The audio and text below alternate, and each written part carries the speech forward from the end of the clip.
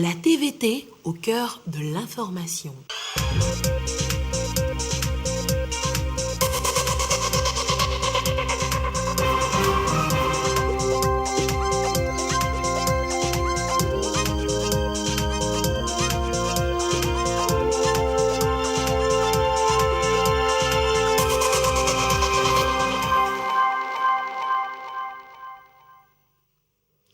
Il est l'heure du journal sur la télévision togolaise. Madame, monsieur, bonsoir et voici les titres de cette édition.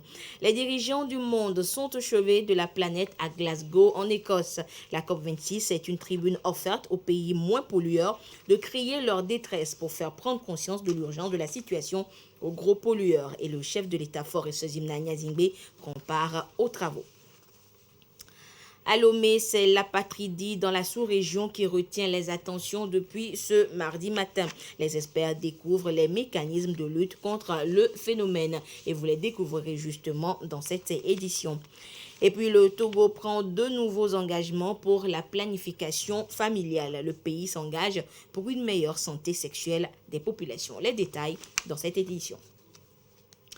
Voilà donc pour les titres. Le chef de l'État, Faure Esozimna Nyazingbe, prend part aux côtés de plusieurs de ses pairs du monde à la 26e conférence des partis sur le climat COP26. Et c'est à Glasgow, en Écosse. Cette rencontre planétaire offre l'opportunité aux dirigeants des pays du monde de faire le point des actions menées et de renouveler les engagements face aux défis des changements climatiques. Joseph Amégan pour des précisions. À cette 26e édition de la conférence des partis sur le climat COP26 qui se tient à Glasgow en Écosse, le chef de l'État, Faure Esozimna Nyazingbe, à son entrée dans la salle de conférence, a été salué par le Premier ministre britannique Boris Johnson et le secrétaire général des Nations Unies Antonio Guterres. Les trois hauts dirigeants et d'autres sommités des pays ont fait le point des actions menées et ont renouvelé les engagements en vue de mieux faire face aux défis du changement climatique. Dans un engagement global, le président de la République, Faure Esozimna Nyazingbe, a relevé les mesures prises par le Togo dans l'atténuation des gaz à effet de serre. Des mesures, a-t-il précisé, qui sont le fruit de la mise en œuvre effective des plans, stratégies, programmes et autres documents de planification, notamment la feuille de route gouvernementale 2020-2025. À Glasgow, le chef de l'État a mis en relief les efforts en cours au Togo en vue d'atteindre d'ici à 2030, c'est 50% d'énergie renouvelable dans le mix énergétique. Face aux dirigeants de la planète, le Togo va formuler des propositions concrètes portant sur la lutte contre le réchauffement climatique et le déboisement avec une campagne nationale systématique et d'envergure. Et le Togo a pris la mesure de la situation et renouvelle les initiatives pour faire face aux affres des changements climatiques. Le reboisement est la principale de ces initiatives. Mais quel est l'intérêt pour les populations de planter des arbres? Pierre Sousouko nous répond dans le premier dossier de cette édition. Nyamesiva, un village de lavé encadré dans le feuillage. Ici, les habitants composent avec la forêt.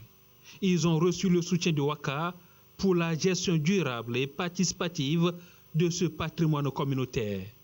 Planter des arbres et en prendre soin, cela fait partie désormais de leurs habitudes.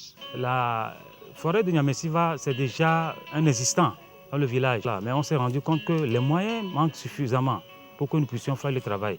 Et avec effectivement l'appui de Waka, je pense que le travail peut aller. Dans ce petit village à l'allure écologique d'environ 500 habitants, hommes, femmes et enfants ont vite compris l'enjeu de la protection de la nature. Régulièrement, ils sont entretenus sur les actions à mener pour préserver leur environnement et en tirer davantage profit. Ils ont besoin d'être formés, de savoir vraiment quel est le rôle vraiment qu'ils doivent jouer dans le village. Comment la population doit intervenir en cas de feu de brousse. Waka a mis à la disposition de la population des moyens. Dans la forêt communautaire, nous avons mis en place des ruches qui sont aujourd'hui vétustes. Les maraîchères, elles sont là, elles font du maraîchage. Mais nous avons vu vraiment que c'est insuffisant. On va faire un aménagement de 2,5 hectares et c'est cet aménagement qui permettra à un plus grand nombre de pouvoir accéder à la terre là-bas pour le maraîchage. L'engagement décennal de planter 1 milliard d'arbres, la communauté de Nyamesiva y est déjà de plein pied.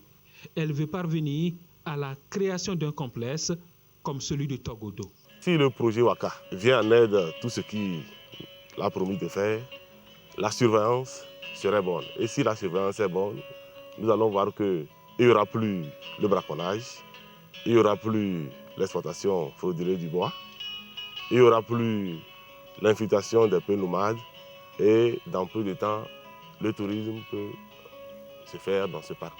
Comme quoi, planter un arbre contribue à la reconstitution du couvert végétal et à la conservation de la biodiversité biologique. Et les stratégies de lutte contre les effets liés au changement climatique se multiplient donc au Togo. La région des Savanes y participe par des initiatives innovantes, comme à Bombouaka dans la préfecture de Tandjouari, où les femmes fabriquent désormais des foyers améliorés, de véritables révolutions environnementales. Voyons cela avec Gérard Lagodo depuis Tandjouari. À partir d'ici, se prépare un combat sur deux fronts. Lutter contre le changement climatique à travers la réduction de la consommation en charbon de bois, puis lutter contre la pauvreté dans les ménages. Les femmes de Bombouaka ont été formées sur la fabrication des foyers améliorés à des fins d'usage domestique et commercial. Chaque ménage est désormais équipé d'un dispositif et d'un sac de charbon de bois. Donc quand j'avais mis ma casserole, après 5 minutes, j'ai constaté qu'il y avait ébullition et puis tout le foyer était réchauffé. Donc on utilisait beaucoup de charbon. Il fallait beaucoup de bois pour pouvoir faire la cuisine. Mais avec le foyer amélioré que nous avons eu, jusqu'à cuire ta nourriture, tu ne vas plus augmenter de charbon. Ça ne salit pas aussi. L'initiative s'inscrit dans la stratégie de mise en œuvre du projet de protection de l'environnement à travers l'autonomisation des femmes et la commercialisation des foyers améliorés aux ménages. Une contribution qui porte la signature de l'association Filles Debout. On veut que la femme soit épanouie dans tous les sens. Le projet a permis à ces femmes de produire les foyers améliorés et les commercialiser pour avoir beaucoup de bénéfices dans leur caisse et le reproduire après notre départ. On a mis nos correspondants sur place pour les surveiller, pour qu'elles utilisent très bien les foyers et donner exemple à d'autres femmes. Pour l'heure, le projet se met progressivement en œuvre ici à Bombouaka, dans la préfecture de Tandjouari, avec le soutien du Fonds pour les femmes francophones et du gouvernement togolais. Son succès et surtout la forte mobilisation des partenaires techniques et financiers permettront de couvrir toute la région des Savanes. Il urge que cette crise environnementale mondiale prenne fin. Elle fait déjà des milliers de victimes de par le monde, des personnes qui sont frappées par la famine due aux conséquences des changements climatiques. Et à Madagascar, par exemple, on parle de famine climatique. Les organisations humanitaires tirent la sonnette d'alarme. Madagascar est au bord de la famine, conséquence de la sécheresse provoquée par des changements climatiques. La pluie manque à l'appel dans certaines communautés depuis 3 ans, sont notamment touchés des districts du sud de l'île. Le pays serait victime de ce que des experts qualifient de première famine climatique de l'histoire. Elle frappe environ 1 million de personnes selon Amnesty International qui appelle la communauté à l'aide. Alors que le programme alimentaire mondial recherche près de 70 millions de dollars pour soutenir 1 million de personnes. L'organisme onusien plaide aussi pour des financements à même d'aider les populations à s'adapter aux impacts de la nouvelle donne climatique dans le sud de leur pays. Et autre actualité, autre phénomène, des experts d'Afrique de l'Ouest et du Centre sont réunis à Lomé depuis ce mardi pour tabler sur l'apatridie. Ce phénomène qui ne cesse de gagner du terrain si rien n'est fait. Les précisions avec Marie-Ange Bida. Identité pour tous. L'ambition commune réunit à Lomé les points focaux, apatridie de l'Afrique de l'Ouest et du Centre. Chaque pays aura à présenter sa stratégie de lutte contre le phénomène. 3 jours de travaux qui vont être sanctionnés par l'élaboration d'une loi régionale. C'est de pouvoir mettre en place une législation qui permette d'identifier les procédures et de mettre en place une procédure d'identification des cas d'apatridie, ce qui permettra aux États d'identifier, de quantifier le nombre d'apatrides qu'on a sur son sol et de voir dans quelle mesure on peut aller à l'éradication. Initiative d'Abidjan, initiative de N'Djamena et plan d'action de Banjul. La volonté des États à lutter contre l'apatridie est manifeste. Le Togo, pour sa part, se félicite et se réjouit de sa récente ratification des 2 conventions en juillet 2021, précédée quelques années plus tôt par la nomination d'un point focal apatridie et la mise en place et l'opérationnalisation de la Commission nationale de lutte contre l'apatridie. La rencontre de Lomé, co-organisée par le HCR, la CEDEAO et la CEMAC, clôt ses assises le 4 novembre prochain, date anniversaire de la campagne mondiale de lutte contre l'apatridie lancée en 2014. N'appartenir à aucun pays, voilà ce que c'est que l'apatridie. Mais quelles en sont les conséquences justement et comment ne plus être un apatride? Marie-Ange Bida nous en parle dans l'autre dossier de ce journal. Déplacés, exilés, en quête d'un refuge. Derrière eux, maisons, biens et identité. Les conflits font des populations des personnes apatrides. Elles n'appartiennent à aucun État et sont sans protection. Parmi elles, les apatrides de droit et les apatrides de fait. L'apatride, c'est toute personne qu'aucun État ne reconnaît comme étant son citoyen au regard de sa législation.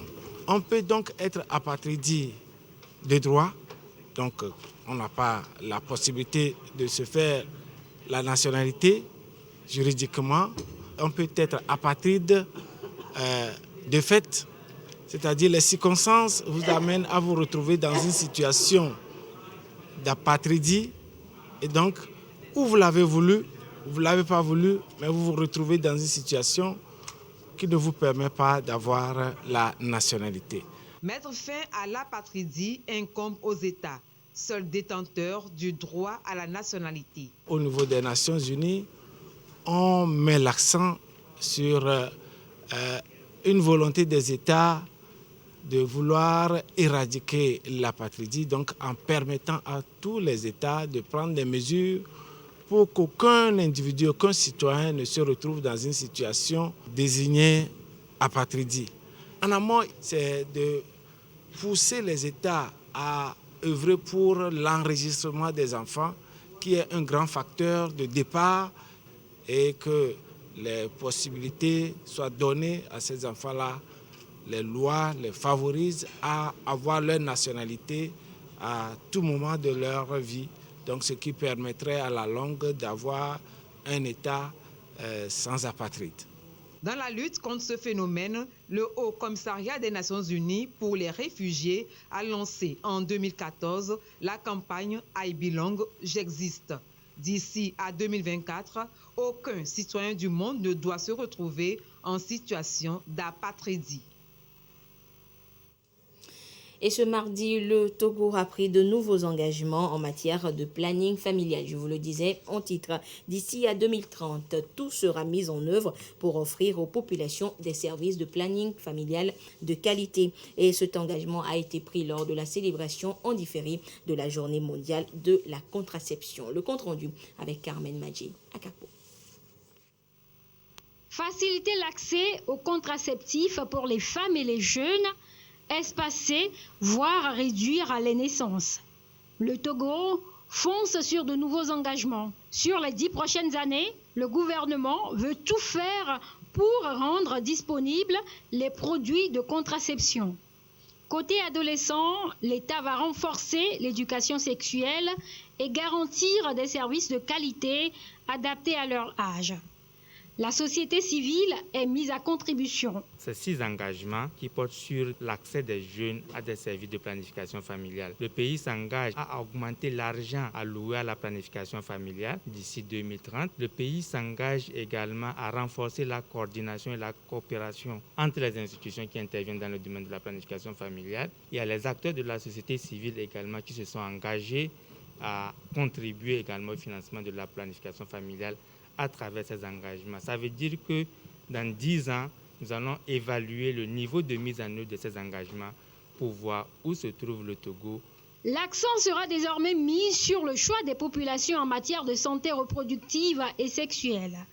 Des choix célébrés ce jour en différé. La Journée mondiale de la contraception est une occasion pour sensibiliser toute la population sur les méthodes contraceptives disponibles. Ces méthodes sont donc nombreuses. Il s'agit des injectables jusqu'aux comprimés et jusqu'aux méthodes chirurgicales. Je veux parler de la ligature des trompes ou de la vasectomie chez l'homme. Le patient a besoin donc d'être éclairé pour faire un choix approprié. Les agences des Nations Unies, OMS et UNFPA, comptent tout mettre en œuvre pour que chaque femme ait des soins maternels et néonatals sans risque. En clair, éviter à tout prix le drame d'un décès d'une maman ou d'un bébé à la naissance.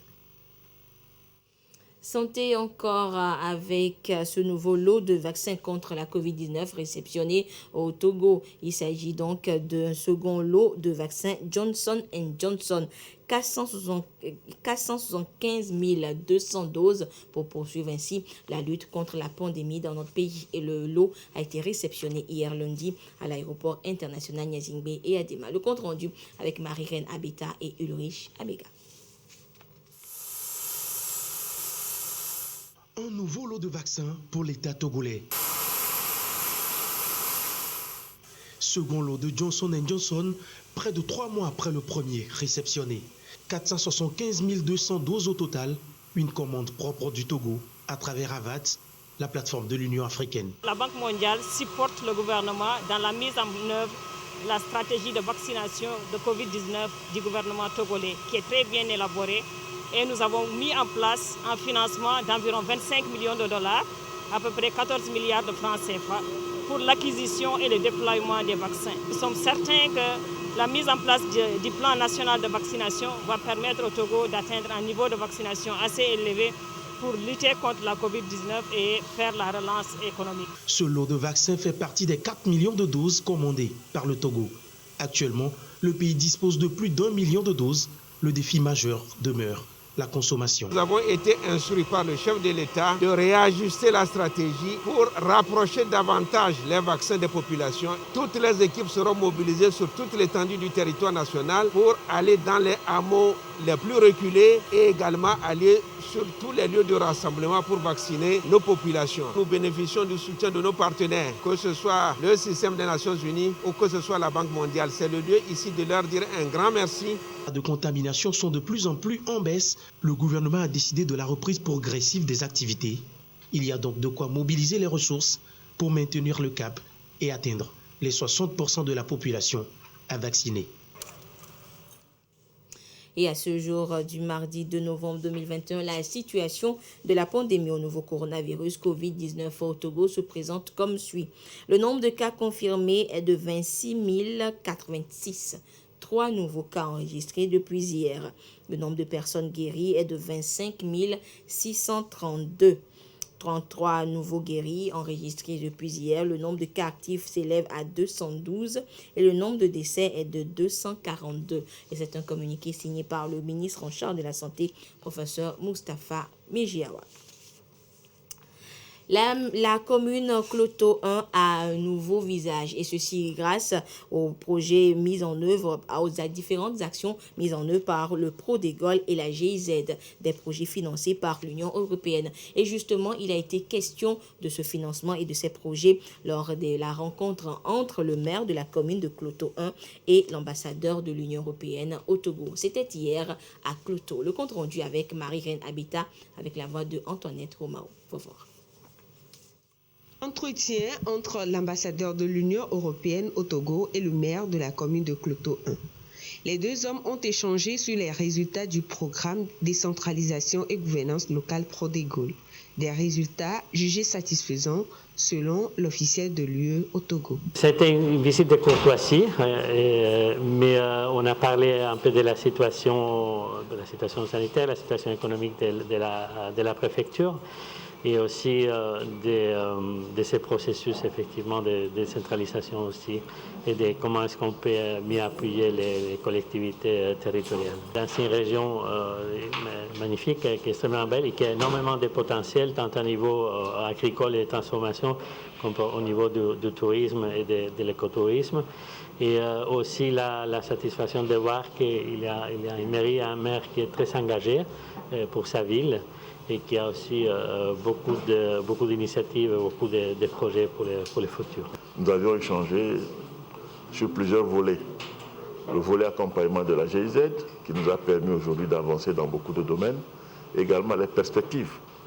Qu'est-ce que nous voulons pour notre commune? Les actions engagées pour le meilleur devenir de nos populations. Par conséquent, de réfléchir ensemble pour voir un peu comment peut renaître la filière café-cacao. Autre sujet abordé, l'énergie, le climat et le reboisement au niveau de la commune. La voirie et l'agriculture notamment, la relance de la filière café-cacao.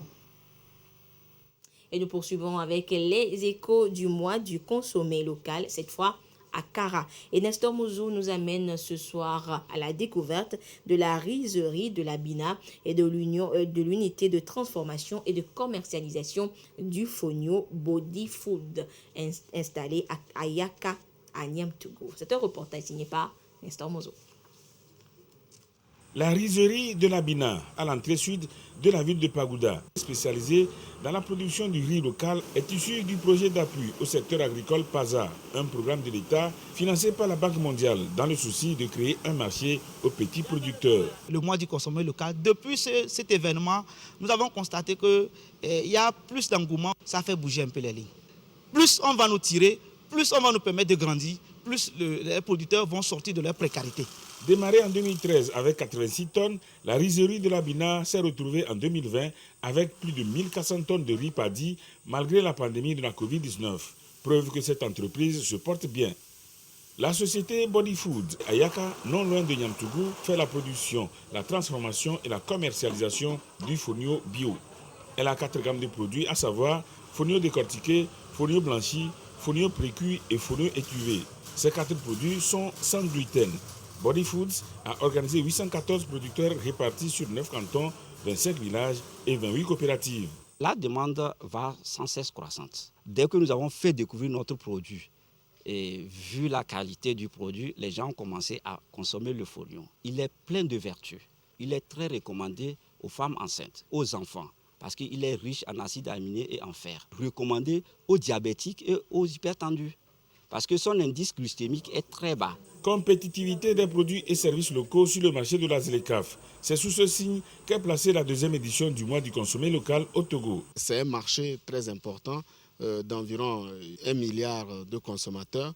Et donc, on a voulu, à travers ce thème-là, sensibiliser nos opérateurs économiques à ce qu'ils se préparent à être, 1, compétitifs, 2, qu'ils puissent pénétrer ce marché-là et pouvoir vendre leurs produits et services. Le concept du consommé local rentre progressivement dans les habitudes des Togolais, un bon signe pour l'essor de l'économie nationale.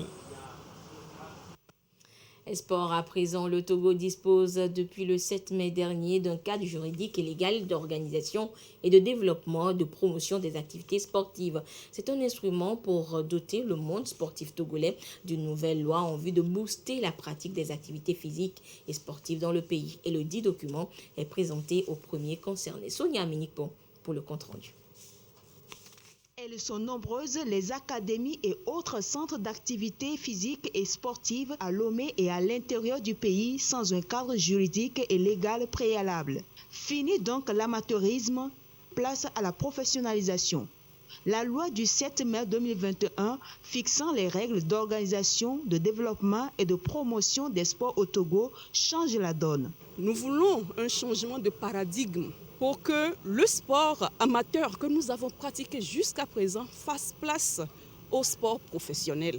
Ça fait partie donc des premiers challenges que nous devons relever. L'autre changement majeur, c'est le nouvel ancrage institutionnel de l'Institut national de jeunesse et sport. L'Institut national de jeunesse et sport aujourd'hui est arrimé complètement à l'université de Lomé pour pouvoir permettre à nos apprenants non seulement de faire la licence, le master, mais d'aller jusqu'au doctorat pour pouvoir répondre donc aux sollicitations de l'heure. Il y a également des sujets comme le mérite sportif pour récompenser tous ces grands noms, toutes ces grandes personnes qui ont contribué donc à la construction de notre sport. Cet instrument juridique est la réponse à la volonté politique qui entend faire du secteur des sports une vitrine pour le pays. Vous pouvez investir ce que vous avez pour créer de la richesse et pouvoir développer la pratique sportive. Donc il y aura donc à côté de cela l'actionnariat. Nous ne pouvons plus reculer puis c'est une volonté politique qui est affichée pour que nous puissions maintenant aller vers la professionnalisation du sport. La loi prévoit également la création d'un Fonds national du développement des sports et la mise en place d'un office de gestion des infrastructures sportives et des équipements. Le ministre des Armées porte à la connaissance du public que dans le cadre de la mise en œuvre du projet d'intégration du genre et de l'autonomisation de la femme dans les forces armées togolaises et suite au concours écrit des candidats au poste de coordonnateur, d'experts genre et d'assistants administratifs et financiers, les postulants dont les noms sont à découvrir dans le quotidien Togo Presse sont retenus pour la suite du processus de sélection. Ils sont priés de se présenter au ministère des Armées aux dates et heures ci-après. Candidat au poste de coordonnateur, mardi 2 novembre 2021 à 8h ce mardi, donc les candidats au poste de coordonnateur étaient au rendez-vous. Les candidats au poste d'expert genre, également ce mardi 2 novembre à 13h. Et les candidats au poste d'assistant administratif et financier sont attendus demain mercredi 3 novembre 2021 à 8h. Et la liste publiée dans le quotidien national Togo Presse est également disponible sur le site du ministère des Armées à l'adresse du www.defense.gouv.tg. Et nous terminons avec cet anniversaire à présent. Il s'agit des 10 ans de la NCA Bank Togo. Un anniversaire qui a permis donc au personnel de la banque de se retrouver pour dresser le bilan d'activité donc de l'institution financière et penser également à l'avenir. Le compte rendu avec Sandrine Zidol, Marie-Thérèse Nabédé avec la voix de Ulrich Amega. Patron, personnel de la NCA Bank autour d'un cocktail. L'ambiance est conviviale. La famille NCA Bank Togo célèbre les 10 ans de la banque. 10 ans au service des clients. Nous avons voulu marquer l'événement et dire à nos clients et à nos divers partenaires que nous sommes là, que nous allons continuer à travailler ensemble. Nous les rassurons de notre engagement à continuer à leur offrir des services de qualité. Nous avons également mis à la disposition de nos clients une plateforme de banque en ligne qui s'appelle Nova Plus. Un parcours en 10 ans fait de confiance et de fidélité des clients. Certains ont même vu leur dévouement récompensé à ces noces d'étain. Je suis avec NCA Bank depuis 2013, ça me fait 8 ans. Je remercie les promoteurs et la directrice de NCA Bank qui nous accompagnent sur tous les projets. Depuis que nous sommes rentrés réellement dans les méandres de la banque et nous comprenons leur système, nous apprécions beaucoup. Nous prions d'ici 10 ans, lorsqu'on fêtera les 20 ans de la banque, que ces projets aillent encore beaucoup plus de l'avant. 10 ans et après, pour NCA Bank, les objectifs sont maintenant tournés vers l'avenir, l'excellence en boussole. Les perspectives pour l'avenir, c'est toujours de continuer de capitaliser sur nos acquis, de retenir nos clients fidèles, de recruter de nouveaux clients, de continuer de financer l'économie, de jouer notre rôle de banque en finançant l'économie et également en exerçant toutes les activités qu'une banque doit exercer. Jubilé d'étain, la fête a eu lieu sur les airs de groupes folkloriques. Une soirée festive au son et rythme du terroir. Et voilà, ainsi se referme cette édition. Merci de votre fidélité à la télévision togolaise. Excellente suite de nos programmes. Au revoir.